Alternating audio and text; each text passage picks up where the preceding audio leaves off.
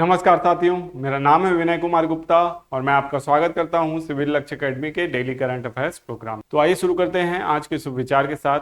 अगर जीवन में सफलता प्राप्त करनी है तो मेहनत पर विश्वास कीजिए। किस्मत की आजमाइश तो जुए में होती है मेरे दोस्त। तो इन्हीं विचारों के साथ आगे बढ़ते हैं पहले प्रश्न की ओर। पहले प्रश्न आने से पहले एडवर्टीजमेंट आती है यार, है ना, तो फॉलो कर लेना है इसको। फेसबुक, टेलीग्राम चैनल, x.com में सिविल लक्ष्य एकेडमी को फॉलो करना है। टेलीग्राम में आपको पीडीएफ मिल जाएगी। शॉर्ट में निपटा रहा हूं आजकल, है ना। छत्तीसगढ़ में जैन धर्म का प्रमुख केंद्र क्या है? What is the main centre of Jainism इन छत्तीसगढ़? तो छत्तीसगढ़ में जैन धर्म का सेंटर आपको बताना है, ठीक है।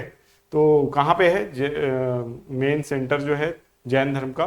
तो इसका सही जवाब है ऑप्शन बी, आरंग, ठीक है।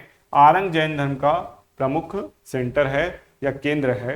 यहाँ पे आप देख सकते हैं आरंग लिखा हुआ है। छत्तीसगढ़ में जैन धर्म का प्रमुख केंद्र आरंग है, जो रायपुर और महासमुंद की सीमा पर स्थित है, ठीक है। यहाँ भांड देउल मंदिर है जो 9वीं शताब्दी का है। जैन धर्म के अनुयायियों के लिए सबसे प्रमुख और सुरक्षित मंदिर माना जाता है। रायपुर और महासमुंद की सीमा पर यह है ना, 36 किलोमीटर की दूरी पर है ना। प्राचीन जो मंदिर है भांड देउल का मंदिर है। इसके अलावा मंदिर में काले पत्थर की 3 थानक प्रतिमाएं स्थापित हैं जो भगवान शांतिनाथ, श्रेयांसनाथ और अनंतनाथ की हैं। अन्य जो अवशेष हैं, गुप्तकालीन मुद्राएं मिली हैं, अभिलेख मिले हैं, अन्य जैन प्रतिमाएं भी यहाँ पाई गई हैं। आरंग जैन धर्म के अनुयायियों के लिए एक महत्वपूर्ण ऐतिहासिक और धार्मिक स्थल रहा है। इस बात को आपको याद रखना है, ठीक है। इसके अलावा आप यहाँ पे देख सकते हैं बहुत सारी जैन मूर्तियां यहाँ पे आपको देखने को मिल जाएंगी, ठीक है। तो महावीर स्वामी और शांतिनाथ आदि महापुरुषों की आपको मूर्तियां देखने को मिलेंगी। इसके अलावा जैन धर्म के अलावा बौद्ध धर्म का केंद्र है सिरपुर है, ठीक है। तिब्बतियों का शरण स्थल आप जानते हैं मैन पार्ट है, वहां पे भी बहुत सारे बौद्ध मंदिर आपको मिल जाएंगे। शक्तिपीठ अगर देखा जाए तो अंबिकापुर में माँ अंबिका महामाया का मंदिर है। आपका रतन देव में माँ माया का मंदिर है, ठीक है। चैतुरगढ़ जो है वहाँ पे भी माता का मंदिर है। कुदरगुड़ी माता जहाँ पे माँ बागेश्वरी विराजमान है, सूरजपुर जिले के सीतारा लेखनी पहाड़ी पे है। डोंगरगढ़ में माँ बम्बलेश्वरी विद्यमान है। मल्हार में माँ डिडनेश्वरी विद्यमान है। ऐसे अगर हम लोग देखने चले दंतेश्वरी माता दंतेवाड़ा में विद्यमान है। तो ऐसी बहुत सारी जगह है, बहुत सारे स्थान है जहाँ पे शक्तिपीठ जैसी माताओं की स्थापना है, ठीक है। तो वहां पे अपन देख सकते हैं, ठीक है। तो बहुत सारे धार्मिक स्थल हैं यार और उन सबको आपको पढ़ना है, ठीक है। तो ये याद रखना है। आगे बढ़ते हैं। इंदिरा कला संगीत विश्वविद्यालय की नई कुलपति कौन है? डबल क्वेश्चन मार्क लगा हुआ है, देख रहे हो ना। तो प्रोफेसर लवली शर्मा, ममता चंद्राकर, लता पटेल या प्रियंका सिंह, ठीक है। इसका सही जवाब है option A, professor lovely Sharma, ठीक है। तो प्रोफेसर लवली शर्मा ये है, प्रोफेसर लवली शर्मा, ठीक है। इंदिरा कला संगीत विश्वविद्यालय को ये नई कुलपति मिली है, सितार विशेषज्ञ हैं, ठीक है। सितार पकड़ी भी हुई है।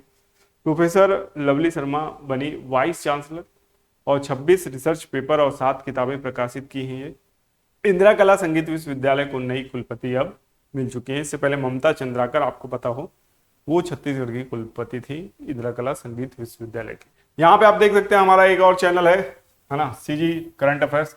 आप इनसे बहुत सारे लोगों ने इसे फॉलो किया है। Thank you to all of you जिन्होंने भी फॉलो किया है, और जो फॉलो नहीं किया कहे नहीं किया भाई, करो ना। हाँ भाइयों और बहनों, देवियों और सज्जनों, फॉलो कर लो, ठीक है। और इसको फॉलो करने से आपको ये फायदा होगा कि यहाँ मंथली करंट अफेयर्स आपको तीव्र गति से मिल जाएगा। कई बच्चों ने वहाँ मुझे सजेशन भी दिया कि क्वेश्चन को 2 बार रिपीट करें। बिल्कुल कर देंगे, अगली बार से 2 बार हिंदी में और 1 बार इंग्लिश में रिपीट कर देंगे ताकि आपको सुविधा हो, क्वेश्चन को देखने में आपको ज़्यादा टाइम मिले, ठीक है। ये कोशिश रहेगी हमारी। और आगे चलते हैं। छत्तीसगढ़ में तीरंदाजी अकादमी कहाँ बनाई जाएगी? ठीक है, तीरंदाजी अकादमी की बात हो रही है भाई, नवा रायपुर, बिलासपुर, सरगुजा या बस्तर। इसका सही जवाब है नवा रायपुर में तीरंदाजी अकादमी बनाई जाएगी। तो वैसे भी हमारे राज्य में बहुत सारे 30 मारखान हैं, है ना, कुछ तो यहीं बैठे होंगे है कि नहीं। तो उन लोगों के लिए 30 मारखान लोगों के लिए तीरंदाजी एकेडमी भी बनाई जा रही है, देखो, है ना। और यहाँ पे आप लोग क्या कर सकते हैं, उड़ता तीर नहीं, मतलब मेरे ख्याल से तीरंदाजी प्रतियोगिता में आप हिस्सा ले सकते हैं, ठीक है, और कुछ नहीं लेना है। छत्तीसगढ़ में देख सकते हैं हम, नवा रायपुर में क्या है, तीरंदाजी प्रतियोगिता है। इस तरीके से महिला शक्ति जो है हम लोगों को देखने को मिलती है। देखिए यहाँ पे पुरुष कम ही दिख रहे हैं, पूरी महिलाएं यानी लड़कियां दिख रही हैं और सब क्या पकड़ी हुई हैं, धनुष और तीर। ठीक है, तो लड़के सावधान हो जाओ, नहीं तो तीर लग जाएगा। छत्तीसगढ़ के नवा रायपुर अटल नगर में जल्द ही राष्ट्रीय स्तर पर अत्याधुनिक तीरंदाजी अकादमी की स्थापना होगी। ठीक है, इस महत्वाकांक्षी परियोजना के लिए खेल एवं युवा कल्याण विभाग के प्रस्ताव पर मुख्यमंत्री विष्णुदेव साय के मार्गदर्शन और आवास एवं पर्यावरण मंत्री ओपी चौधरी के निर्देशन पर नवा रायपुर अटल नगर विकास प्राधिकरण ने लगभग 10.03 एकड़ भूमि का चिन्हांकन कर लिया है और यह भूमि सेक्टर 33 के ग्राम ऊपरवारा क्षेत्र में स्थित है, जिसका कुल क्षेत्रफल 40,612 वर्ग मीटर है। ठीक है, तो इतने वर्ग मीटर में क्या बनेगी, आपकी तीरंदाजी एकेडमी बनेगी। देख रहे हैं ना, पीछे स्टेडियम भी है, वहीं पे आपका ये तीरंदाजी प्रतियोगिता चल रही है। ठीक है, तीरंदाजी का अभ्यास चल रहा है कहने का मतलब। ठीक है, तो याद रहेगा। ठीक है, लड़के सावधान। इसके अलावा कुछ एक्स्ट्रा फैक्ट हैं जो सुशासन से समृद्धि की ओर से अभी हाल ही में राज्य सरकार ने जारी किया है, और ये कुछ ऐसे तथ्य हैं जहां से डायरेक्ट क्वेश्चन बनेगा छत्तीसगढ़ का। ठीक है, तो मैंने सबसे क्वेश्चन बनाने के बजाय सारे तथ्यों को आपके सामने प्रस्तुत किया है ताकि आपको जल्दी से ये सारी चीजें मैं बता सकूं। देश में टिन, यहाँ टीन लिखा हुआ है तो उसको आप टिन पढ़ सकते हैं ऐसे, है ना, दिख रहा है ना। कलर चेंज कर लेता हूँ यार, तुम लोग को नहीं दिख रहा होगा, बोल तो थोड़ी पाओगे तुम लोग अभी, क्योंकि मैं तो रिकॉर्डिंग कर रहा हूँ, रिकॉर्डिंग करने के बाद अपलोड कर दूंगा। तुम लोग कहाँ बोल पाओगे, जब तक बोलोगे तब तक नेक्स्ट डे आ जाएगा।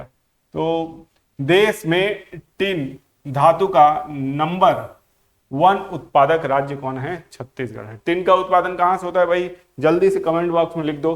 अरे लिखा करो, एकदम कोढ़िया हो गए हो सही में, अरे लिख दिया करो भाई, छत्तीसगढ़िया सबले बढ़िया, कोई नहीं है यहाँ कोढ़िया। ठीक, तो आपको जल्दी से लिखना है कमेंट बॉक्स में कि टिन का उत्पादन छत्तीसगढ़ में दंतेवाड़ा जिले के कौन कौन से स्थान से होता है, जल्दी से लिख दीजिए। ठीक है, देश में धन की सर्वाधिक किस्मों वाला राज्य कौन सा है, छत्तीसगढ़ है ना। धन की नहीं भाई, धान की सर्वाधिक किस्में कहाँ है, छत्तीसगढ़ में। ठीक, जैव विविधता के लिए हरियाली में अग्रणी राज्य कौन सा है, छत्तीसगढ़। हरियाली बहुत है यहाँ पे, इसलिए हरदेव अरण्य में कटाई चल रही है।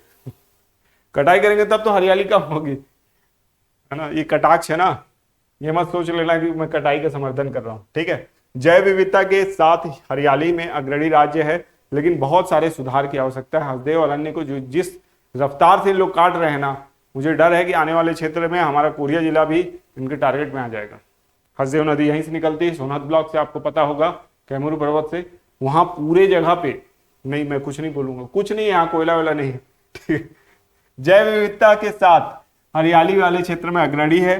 कोयला उत्पादन में देश में दूसरा सबसे बड़ा राज्य है। ठीक है भाई, ऐसा कोयला उत्पादन मत करो कि जिसमें हसदेव और अन्य का जंगल कट जाए, जंगल को बचाते हुए करो। सरप्लस बिजली उत्पादन के साथ देश का पावर हाउस है। ठीक है, सरप्लस बिजली का उत्पादन यहाँ होता है। ठीक है, लौह अयस्क उत्पादन में देश में दूसरा सबसे बड़ा राज्य है छत्तीसगढ़। दूसरा सबसे बड़ा राज्य कौन सा है, छत्तीसगढ़। चलो बता दो कमेंट बॉक्स में कि पहला सबसे बड़ा राज्य कौन सा है। प्रति व्यक्ति विद्युत उपलब्धता में देश का सबसे संपन्न राज्य है ना। प्रति व्यक्ति दुग्ध उपलब्धता में, विद्युत उपलब्धता में, सॉरी, प्रति व्यक्ति विद्युत उपलब्धता में देश का सबसे संपन्न राज्य कौन सा है, छत्तीसगढ़। देश के कुल सीमेंट उत्पादन में 20% का योगदान देने वाला राज्य छत्तीसगढ़ है। ठीक है, देश के सीमेंट उत्पादन में भी 20% का योगदान कौन दे रहा है, छत्तीसगढ़। तो इतने सारे तथ्य मैंने आपको बताया ना, थैंक यू बोल देना कमेंट बॉक्स में। ठीक है, नहीं बोलोगे तो भी नाराज नहीं होऊंगा, बता तो दिया ही हूं। तवर्रुर हुसैन राणा को भारत लाया जा रहा है। ठीक है, तवर्रुर है ना, तहव्वुर हुसैन राणा को भारत लाया जा रहा है। वह किस आतंकवादी हमले का मोस्ट वांटेड है, मास्टरमाइंड है, इस तरीके के वर्ड यूज होते हैं, है ना। आतंकवादी है ना, कोई खास व्यक्ति नहीं है, आतंकवादी है। लेकिन आप फोटो वोटो दिखाना पड़ेगा भाई, पढ़ा रहे हैं हम तो दिखाना तो पड़ेगा ही। ठीक है, तो कौन कौन सा अटैक हुआ देख लीजिए। 26/11/2008 का है कि 9/11/2001 का है, 13/9 का है कि 21/12/2014 का है। ठीक है, तो इसका सही जवाब है ऑप्शन ए। 26/11/2008 को जो अटैक हुआ था मुंबई में ताज होटल में, देख सकते हैं आप हमला। और ये वो यानी गाली देने का मन कर रहा है लेकिन नहीं दे सकता। आप लोगों के सामने, आप लोग समझ सकते हैं मेरी भावनाएं। तो ये वो कह सकते हैं राक्षस है जिसने इस तरीके की घिनौनी एक्टिविटीज को अंजाम दिया था। ठीक है, मुंबई आतंकी हमले के मास्टरमाइंड हैं। ठीक है, तहव्वुर हुसैन राणा को आतंक आखिरकार 16 वर्ष बाद भारत लाया गया। कहाँ से लाया गया भाई? यूएसए से लाया गया, यूएसए में पकड़ा गया इसको। इसके पास दो दो नागरिकता है, पाकिस्तान की नागरिकता भी है और उसके अलावा कनाडा की नागरिकता भी। इसके बाद कोर्ट ने राणा को 18 दिन की एनआईए हिरासत में भेज दिया है। अब जांच एजेंसी आरोपी से 2008 के हमलों की पूरी साजिश के बारे में पूछताछ करेगी। ठीक है, हालांकि जांच एजेंसी को सब पता है, बस हम लोग चाह रहे हैं कि पाकिस्तान का नाम तो खुल के ले ले ताकि ये पता चल जाए कि वहां की गवर्नमेंट का भी इन्वॉल्वमेंट था, एक्चुअल में है ना। हर कोई जानता है कि बिना गवर्नमेंट, बिना पाकिस्तान की सरकार के इन्वॉल्वमेंट के ऐसी कोई एक्टिविटी नहीं हो सकती। उनके सांसद फक्र से बोलते हैं कि हमने पुलवामा किया, संसद में बोल देते हैं। बताइए, इतने घिनौने व्यक्ति हैं ये पाकिस्तान वाले कि अब मैं क्या ही बताऊं। संसद में खड़े होकर बोल रहे हैं पुलवामा पे फक्र है। अरे क्या बोलोगे इनका फक्र। हाँ, तो हम लोग आते हैं अपने पॉइंट पे, है ना। सिविल लक्ष्य एकेडमी का ये टेलीग्राम चैनल है, इसको फॉलो कर लेना भाई, है ना। फॉलो कर लेना, आदेश है ये, रिक्वेस्ट है, मतलब कर लेना यार।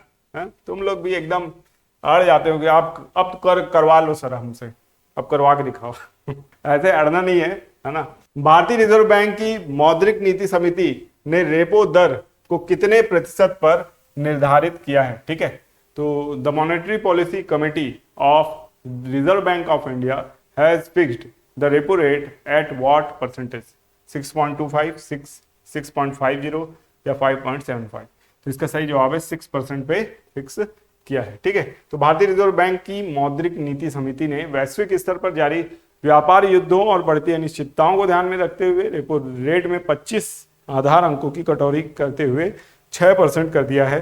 साथ ही वित्त वर्ष 2026 के लिए विकास दर का पूर्वानुमान 6.7 से घटाकर 6.5 कर दिया गया है। ठीक है, आरबीआई गवर्नर ने आगाह किया है कि नए टैरिफ उपायों से देश की आर्थिक वृद्धि और निर्यात प्रभावित हो सकते हैं। हालांकि कमोडिटी और कच्चे तेल की कीमतों में गिरावट के कारण मुद्रास्फीति का जोखिम सीमित रहने की संभावना जताई गई है। ठीक है, तो क्या हो रहा है, कच्चा तेल कम हो रहा है ना, कच्चा तेल का मूल्य कम हो रहा है, उसकी वजह से कच्चा तेल सस्ता हो जा रहा है। और सस्ता कच्चा तेल जो है वो भारत के लिए बहुत लाभकारी है। क्यों? कि भारत जो है विश्व में सबसे अधिक खपत करने वाले देशों में से एक है, सबसे टॉप में नहीं है, हम लोग एक जरूर हैं, उनमें से एक है ना। हमारे देश में निर्यात जो होता है कच्चे तेल का वो कम होता है, आयात ही आयात होता है। मतलब हम लोग आयात करते हैं कच्चा तेल, फिर उसका पेट्रोलियम बना के उसको निर्यात करते हैं। ठीक है, पेट्रोल निर्यात करते हैं, पेट्रोलियम आयात करते हैं, पेट्रोल निर्यात करते हैं, डीजल निर्यात करते हैं। ठीक है, तो कच्चे तेल को मंगाते हैं और फिर उसको बाहर भेजते हैं पेट्रोल बना के। याद है रसिया से हम लोग खूब कच्चा तेल खरीदे और उसको पूरी दुनिया भर में बेचे, और पूरी दुनिया भारत को एक तरफ गाली देती थी और उस दूसरी तरफ वही रसिया का तेल जो था उसको पेट्रोल के रूप में भारत से खरीदती थी। तो भारत ने खूब मजे लिए। मतलब यूक्रेन युद्ध वहां चल रहा था और मजा भारत ले रहा था। मतलब आर्थिक रूप से युद्ध में मरने वालों को मजा नहीं ले रहा था, मतलब उसके कारण जो परिस्थितियां बनी उसमें भारत ने अपने हितों को साध लिया। ठीक है, अभी भी जो आर्थिक संकट क्रिएट किया है डोनाल्ड ट्रंप ने, जो टैरिफ वॉर क्रिएट किया है, आप देखे होंगे। चाइना टैरिफ पे टैरिफ लगाया, बाद में फंस गया कैसे? 125% टैरिफ लग गया उसके ऊपर। और भारत को भी बोल रहा था कि तुम भी लगाओ यूएसए के ऊपर। भारत बोला ना, तुमको बेवकूफ़ी करना है तुम करो, हम अपनी चाल अपने हिसाब से चलेंगे। भारत ने कुछ नहीं किया, कोई रिटेलिएट नहीं किया। डोनाल्ड ट्रंप ने काफ़ी ऊपर नीचे भी बोला, भारत को भला बुरा बोला, लेकिन भारत की जनता के हित में जो काम था वो सरकार ने किया। और अंततः आज जो 25-26% का टैरिफ लगाया था वो 10% पे आ गया। और 3 महीने का टाइम भी दिया है। 3 महीने में भारत कोई गुड़ा भाग, है ना, जोड़ घटाव करके यूएसए से ट्रेड डील करेगा और उसके बाद आप देखेंगे कि वो 10% टैरिफ भी समाप्त हो जाएगा। भारत ऐसी स्थिति में आने वाला है, आप देखेंगे। और जैसे कि हमने कोविड काल में फेम स्कीम लाई थी, वैसी स्कीम आपको जल्दी से जल्दी देखने को मिलने वाली है। अभी मैं आपको बता दूं, ये भी करंट अफेयर्स का ही पार्ट है ना। मैं जो बकते रहता हूं तो आपको लगता होगा कि सर बतियाते रहते हैं, ऐसा नहीं है। मैं करंट अफेयर्स ही बताता हूं आपको, वैश्विक परिस्थिति ही बता रहा हूं। तो ये मैं आपको बता दे रहा हूं कि जो आप आईफोन देख रहे हैं ना, 600 टन आईफोन का अभी भारत ने निर्यात किया है। आप बोलेंगे अरे भारत निर्यात कैसे करेगा, वो तो अमेरिका की कंपनी। तो भाई अमेरिका के जो प्लांट भारत में लग गए और भारत से जो निर्यात हो, भारत से जो भी दुनिया में भर में भेजेंगे वो आईफोन बना के, तो वो भारत के निर्यात में ही जुड़ेगा। तो 600 टन आईफोन का निर्यात किया गया है। एक टन में 1000 किलो होता है। अब आप सोच लीजिए कितने बड़े पैकेज को भेजा है, शिपमेंट को भारत ने भेजा है। कहाँ भेजा है? ये यूएसए गया है, यूएसए में बिकने गया है। वहां आईफोन का कीमत बढ़ जा रही है, तो उसको मैनेज करने के लिए भारत से क्या भेजा गया है? आईफोन की शिपमेंट भेजी गई है। कारण क्या है? चाइना पे क्या लग गया? 125% का टैरिफ। अब चाइना से दिक्कत यह है कि अगर वहां से भेजेंगे वहां का माल आईफोन, तो वो जैसे ही पहुंचेगा बॉर्डर पे 125% का टैरिफ लग जाएगा। 1 लाख का आईफोन सीधा कितना हो जाएगा? 2,25,000 का हो जाएगा। सरकार 1,25,000 टैक्स ले लेगी उस पर। ठीक है, 125% का टैरिफ, मतलब आप समझ नहीं रहे हो, इतना भयानक टैरिफ कि जनता फिर आईफोन खरीदेगी ही नहीं। ठीक है, तो इसलिए चाइना का आईफोन कहीं भी बिके, यूएसए में नहीं बिक सकता। ठीक है, चाइना का आईफोन वो भारत में लाके बेच देंगे एप्पल वाले, लेकिन यूएसए में नहीं बेचेंगे। ठीक है, तो ये स्थिति में है। और भारत ने तो एंटी डंपिंग स्ट्रैटेजी तो बना ही ली है चाइना के खिलाफ। स्टील के लिए हमने लागू कर दिया है, और धीरे धीरे बाकी जितने भी आइटम है उसके लिए भी भारत एंटी डंपिंग स्ट्रैटेजी लागू कर देगा चाइना के खिलाफ। चाइना को एकदम आसान एक्सेस भारत नहीं देने वाला है। ठीक है, तो जो हमारे वाणिज्य एवं उद्योग मंत्री पीयूष गोयल साहब है ना, उन्होंने बोला है अमेरिका का जो टैरिफ नीति है ना, इसके कारण जो चाइना पे टैरिफ लगा, उसको बोला है once in a lifetime opportunity है भारत के लिए। अपॉर्चुनिटी बोल दिया। ग्लोबल टाइम्स को बहुत दुख हुआ। ग्लोबल टाइम्स चाइना की ही क्या है? न्यूज एजेंसी है। ठीक है, तो इसको याद रखना है ना। तो थोड़ा थोड़ा थक गया हूँ यार मैं, दिन भर से काम करते करते, है ना। थोड़ी नींद आ रही है मेरे को, लेकिन कोई बात नहीं, मैं पढ़ा लूंगा, टेंशन मत लेना। हाल ही में चर्चा में रहा माउंट कनलाओन किस देश में स्थित है? ठीक है, माउंट कनलाओन की बात हो रही है, किस देश में स्थित है? तो इसका सही जवाब है फिलीपींस, है ना। और यहाँ पे क्या हुआ भैया? विस्फोट हुआ है। विस्फोट कैसे हो गया माउंट में? तो भाई ज्वालामुखी विस्फोट हुआ है। तो आप देख सकते हैं ये क्या खूबसूरत नज़ारा है ना। आप चाहो तो यहाँ पे कहीं पे बैठ के चाय पी सकते हो, लेकिन वो आपके जीवन की आखिरी चाय होगी। ठीक है, फिलीपींस में सबसे सक्रिय ज्वालामुखियों में से एक माउंट कनलाओन ने हाल ही में एक शक्तिशाली विस्फोट के दौरान 4000 मीटर ऊंचाई तक राख का गुब्बार आसमान में भेजा। और स्ट्रेटोवोल्केनो देश के निग्रोस द्वीप के उत्तर मध्य क्षेत्र में स्थित है और फिलीपींस के सक्रिय ज्वालामुखी क्षेत्रों में प्रमुख स्थान रखता है। माउंट कनलाओन प्रशांत रिंग ऑफ फायर, है ना, यानी पैसिफिक रिंग ऑफ फायर की बात कर रहे हैं, का हिस्सा है, जो पृथ्वी की सबसे अधिक भूगर्भीय सक्रियता वाला क्षेत्र माना जाता है। इसको याद रखना। जापान भी इसी क्षेत्र में आता है, ताइवान वाला क्षेत्र भी आता है कुछ कुछ इसमें, है ना, और फिलीपींस भी उसमें आता है। और भी जितने बहुत सारे सोलोमन आइलैंड, फिजी, बहुत सारे द्वीप हैं, वो सब उसमें आते हैं, है ना, पैसिफिक रिंग ऑफ फायर में। ठीक है, रिंग्स ऑफ फायर बहुत गजब की जगह है ना। इसी में अमेरिका का जो पश्चिमी तट है उसमें हवाई द्वीप वगैरह है, तो वहां पे भी इसका विस्तार है। ठीक है, क्योंकि रिंग है ना, तो चारों तरफ पैसिफिक रिंग के चारों, पैसिफिक सी के चारों ओर घूमेगी, पैसिफिक ओशन के, है ना, तो उसमें से एक पार्ट ये भी। नेक्स्ट क्वेश्चन की ओर चलते हैं। राज्यपाल अधिकतम किसी विधेयक को कितने माह तक रोक सकते हैं? ठीक है, अब कितने माह तक रोक सकते हैं, मतलब रोक सकते हैं किसके अनुसार? संविधान के अनुसार नहीं भाई, सुप्रीम कोर्ट का नया जजमेंट आ गया है। पढ़ते हो ना न्यूज़पेपर वगैरह? अगर नहीं पढ़ते हो तो मेरा वीडियो लगातार देखना, मैं कवर करता ही हूँ। ठीक है, और राज्यपाल जो है अधिकतम किसी विधेयक को कितने माह तक रोक सकता है? रोकने की बात हो रही है ना, सिंपल स्ट्रेट क्वेश्चन लिखा हुआ है, कंफ्यूजन क्रिएट करने की जरूरत नहीं है दिमाग में, है ना। जैसा क्वेश्चन लिखा हुआ है वैसे ही समझना है। रोकने की बात कर रहा है तो इसका मतलब ये नहीं है कि राष्ट्रपति के लिए आरक्षित कर रहा है या कोई और वीटो पावर। यहाँ पे केवल पॉकेट वीटो या पूर्ण वीटो की बात हो रही है, और इसमें अब केवल 3 माह तक रोक सकता है, ऐसा सुप्रीम कोर्ट के जजमेंट में बताया गया। सुप्रीम कोर्ट के जजमेंट को मैं यहाँ पे बता रहा हूँ। सुप्रीम कोर्ट का कहना है राज्यपाल के पास कोई अधिकार नहीं, वीटो नहीं कर सकता राज्यपाल। क्यों करेगा? जब मुख्यमंत्री नियुक्त हुआ है, क्या कह सकते हैं, जनता का चुना हुआ प्रतिनिधि है, विधायकों द्वारा सबका नियुक्ति हुआ है। ठीक है, तो फिर ये राज्यपाल कौन होता है? वीटो लगाने वाला। अब पता नहीं, संविधान की परिभाषा है, समय समय बदलते रहती है, और ऐसा होता है इसलिए है कि जब संविधान में दिए गए अधिकारों का कोई सत्ता दल उसको क्या करता है, दुरुपयोग करता है। जैसे कि केंद्र में अभी एक ही पार्टी की सरकार है, यानी दो पार्टी की सरकार, जो गठबंधन सरकार है, लगातार 15 साल हो गए हैं उसको। तो ये लोग क्या करते हैं कि अपने ही दल को समर्थन करते हैं राज्यों में, और अगर कोई दूसरी सरकार आ जाती है तो उसके लिए समस्या क्रिएट करते हैं। किसके माध्यम से? राज्यपाल के माध्यम से। राज्यपाल को मना कर देंगे तुम इनके विधेयकों में साइन मत करना, और विधेयकों में साइन नहीं करेगा वो कानून नहीं बनेगा, कानून नहीं बनेगा उसको इम्प्लीमेंट नहीं कर सकते, और इम्प्लीमेंट नहीं कर सकते तो कोई योजना पास नहीं हो सकती, कोई नया नीति राज्य सरकार बना नहीं पाएगी। और वहीं अगर इनके फेवर की गवर्नमेंट है तो उनके लिए कोई दिक्कत नहीं आती, राज्यपाल तुरंत साइन कर देते हैं जो भी फाइल आती है। ठीक है, ये दिक्कत है। तो इसी को रोकने के लिए सुप्रीम कोर्ट ने यहाँ पे क्या बोला है, राज्यपाल विधेयक दबाकर नहीं बैठ सकते। विधानसभा से पारित बिल राज्यपाल की मंजूरी के लिए जो समय है तो वो तय कर दिया है। तमिलनाडु सरकार की याचिका पर फैसला सुनाया है और लंबित 10 बिलों को स्वीकृत मानने का आदेश दे दिया है। ठीक है, बोला है कि कोई जरूरत नहीं है, राज्यपाल नहीं दे रहा है, आप स्वीकृत मान लीजिए। समय सीमा का पालन करने में विफलता की कोर्ट कर सकता है न्यायिक समीक्षा। ठीक है, इस तरह तय होगी न्यायिक समय सीमा। विधेयक पर स्वीकृति रोक कर उसे मंत्रिमंडल की सहायता व सलाह के लिए राष्ट्रपति के लिए आरक्षित करने के मामले में अधिकतम अवधि 1 माह की होगी। 1 महीने के अंदर उसको भेजना पड़ेगा। अगर राज्यपाल मंत्रिपरिषद की सलाह व बगैर स्वीकृति नहीं देने पर निर्णय लेते हैं तो ऐसे मामलों में विधेयक अधिकतम 3 महीने में लौटाना होगा। 3 महीने तक ही रोक सकता है, उसके बाद लौटाना ही होगा।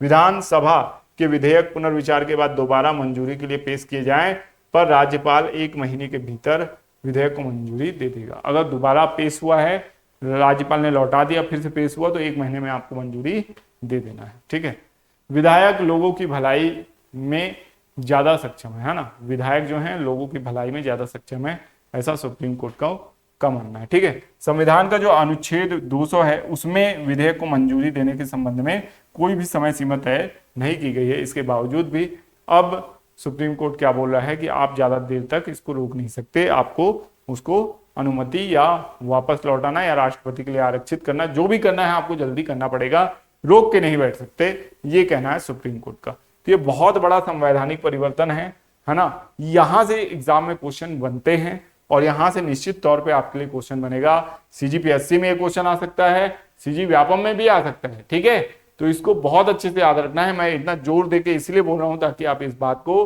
गांठ बांध लें। अनुच्छेद 200 का यहाँ पे जिक्र है, उसको अच्छे से पढ़ ले और ये पूरी परिस्थिति को आप इसका जायजा ले लें। इसको नोट्स में अच्छे से पढ़ लेंगे, जैसे ही पीडीएफ प्राप्त होगा आप उससे पढ़ लेंगे। अगर आप वीडियो से ही पढ़ रहे हैं तो इसको जूम करके आसानी से, आराम से, ऐतिहासिक रूप से इसको पढ़ना है। ऐतिहासिक फैसला हुआ है इसलिए। ठीक है, आगे बढ़ते हैं नेक्स्ट क्वेश्चन की ओर। तो नेक्स्ट क्वेश्चन की ओर बढ़ने से पहले 500 लाइक पूरा कर दो यार। तुम लोग जल्दी जल्दी दबाओ ना बटन, इतने सारे लोग देख रहे हो अभी, फटाफट दबाओ, बटन दबाओ, एक बार दबाना बस और लाइक कर देना। ठीक है, और लाइक कर दोगे तो तब तो 500 का आंकड़ा बदलेगा। मैं तो 1000 की फोटो भी निकाल के रख लिया हूँ, लेकिन तुम लोग चेंज होने ही नहीं दे रहे हो कि 500 की जगह 1000 लगा दे। हाँ, 500 का नोट ही पसंद है, 2000 का पसंद नहीं। ठीक है, तो इसको जल्दी से चेंज करवाना है हमको, है ना। सरकार ने फ्रांस से कितने राफेल विमानों की खरीदी को मंजूरी दे दी है? बहुत इंपॉर्टेंट क्वेश्चन है। तो राफेल विमान हम लोग फिर से खरीद रहे हैं। यहाँ पे राफेल जो है एम विमान रहेगा ना, पहले राफेल खरीदे हैं, अब राफेल एम विमान खरीदे हैं। तो कौन से कितने राफेल विमान अभी खरीदने की जो कार्यवाही चल रही है? तो 26। केंद्र सरकार ने इसको मंजूरी दे दी है। ठीक है, तो आंसर जो है आपका 26 है। हिंद महासागर में भारत का दबदबा बढ़ाएगा राफेल एम। ठीक है, मेरीन जो वर्जन है इसका, उसको हम लोग अब परचेस कर रहे हैं 26, और ये लगभग 64,000 करोड़ रुपए का ऑर्डर है। पिछले बार हम लोग 59,000 करोड़ रुपए में खरीदे थे 36 विमान, लेकिन अब इन्फ्लेशन भी तो बढ़ गई है, तो अब 26 विमान आ रहे हैं कितने के? 64,000 करोड़ के। भाई बहुत महंगाई है। अरे भारत वाले, HAL क्या कर रहे हो? बनाओ जल्दी से जल्दी, राफेल से भी बड़ा विमान बनाओ, तेजस बनाओ, तेजस में भी ऐसा विमान बनाओ, 6th जनरेशन विमान बनाओ। ठीक है, 7th जनरेशन पे काम करना शुरू कर दो। ठीक है, तो बहुत जरूरी है कि हम लोग अपना विमान बनाएं। अब ये अंतिम क्वेश्चन है और ये आप लोगों के लिए है। आप लोगों को इसका जवाब जो है कमेंट बॉक्स में देना है। राष्ट्रीय समुद्री वरुण पुरस्कार से किसे सम्मानित किया गया है ना? गौतम अदानी, मुकेश अंबानी, राजेश उन्नी या रतन टाटा। तो रतन टाटा तो है नहीं दुनिया में, तो इनको काट देना और बाकी 3 ऑप्शन में से जो सही जवाब है आप उसको कमेंट बॉक्स में दे देना। ठीक है, अब देखते हैं पिछले वीडियो के रिवीजन प्रश्नों को। राज्य में कितनी नई फोर्स का गठन किया गया है? तो 3 नई फोर्स का गठन किया गया है। छत्तीसगढ़ के प्रथम विधानसभा अध्यक्ष कौन थे जिनकी जान लेने का आरोप एक फर्जी डॉक्टर पर लगा है? तो राजेंद्र प्रसाद शुक्ल हैं। और यहाँ पे आप लिस्ट देख सकते हैं। छत्तीसगढ़ वक्फ बोर्ड के पास कितनी संपत्ति है? तो इसका सही जवाब है 5,000 करोड़ रुपए की संपत्ति जो है वक्फ बोर्ड के पास है। अमृत धारा जलप्रपात किस जिले में है? तो ये पहले कोरिया में था लेकिन अब वर्तमान में एमसीबी में है। ठीक है, डीआरडीओ तथा भारतीय सेना ने कहां पर सेना संस्करण के 4 सफल प्रक्षेपण किए हैं? ठीक है, तो ये आपका डीआरडीओ से संबंधित है, तो मिसाइल की बात हो रही है, तो ये आपका ओडिशा कोस्ट में किया गया है। ठीक है, डोनाल्ड ट्रंप ने किस देश पर 104 नहीं 125% के टैरिफ लगा दिए हैं? तो टोटल 125% के टैरिफ किस देश पे लगे हैं? तो चाइना पे लगे हैं, इसको याद रखना है। ठीक है, और प्रधानमंत्री नरेंद्र मोदी को किस देश ने मित्र विभूषण का सम्मान से नवाजा है? तो श्रीलंका ने नवाजा है। ठीक है, और इसके बाद है किस खिलाड़ी को फरवरी 2025 के लिए ICC player of the month चुना गया है? तो शुभमन गिल को चुना गया है। और राष्ट्रपति द्रौपदी मुर्मू को सिटी की ऑफ ऑनर से किस देश ने सम्मानित किया है? इसका सही जवाब है लिस्बन। लिस्बन ने राष्ट्रपति द्रौपदी मुर्मू को पुर्तगाल की राजधानी लिस्बन में सिटी की ऑफ ऑनर से सम्मानित किया है। यह प्रतिष्ठित सम्मान उनकी 2 दिवसीय राजकीय यात्रा के दौरान प्रदान किया गया, जो भारत और पुर्तगाल के बीच मजबूत होते द्विपक्षीय संबंधों का प्रतीक है। और लिस्बन के मेयर कार्लोस ने राष्ट्रपति मुर्मू को यह सम्मान प्रदान करते हुए दोनों देशों के बीच ऐतिहासिक और सांस्कृतिक संबंधों को रेखांकित किया है। उन्होंने विभिन्न क्षेत्रों में भारत के विकास और राष्ट्रपति मुर्मू के नेतृत्व की सराहना की है। यह सम्मान न केवल राष्ट्रपति मुर्मू के व्यक्तिगत सम्मान को बढ़ाता है, बल्कि भारत और पुर्तगाल के बीच की मित्रता और उसके सहयोग के बंधनों को मजबूत करता है। ठीक है, तो आशा करते हैं ये वीडियो आपको पसंद आया होगा। मिलेंगे नेक्स्ट वीडियो में। आपका दिन शुभ हो। धन्यवाद।